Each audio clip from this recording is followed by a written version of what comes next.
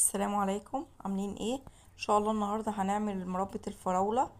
هنجيب الفراوله وهنقطعها بعد ما نغسلها كويس جدا، وتكون ما فيهاش اي رمله، عشان الفراوله بتبقى ساعات فيها رمله.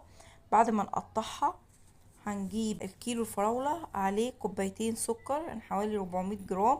نحطهم في حله، وهنحط عليهم معلقتين ليمون ومعلقه فانيليا، ونقلبهم كويس مع بعض، ونحطهم على النار في الاول بتبقى نار عالية شوية، وبعدين بتاخد وتدي مع بعض.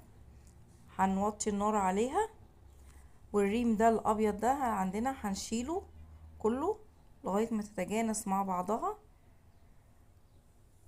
وبعدين لما نلاقيها استوت، ايوه بالشكل ده، ممكن نهرسها او ممكن ما نهرسهاش. انا عندي هجيب الهاند بلندر وهنهرسها ونسيبها لما تبرد وتكون تقلت شوية، وانا موطيه على النار. هنحطها بقى بعد ما تبرد في طبق كده، اوريها لكم المنظر الاخير، وبالهنا والشفا.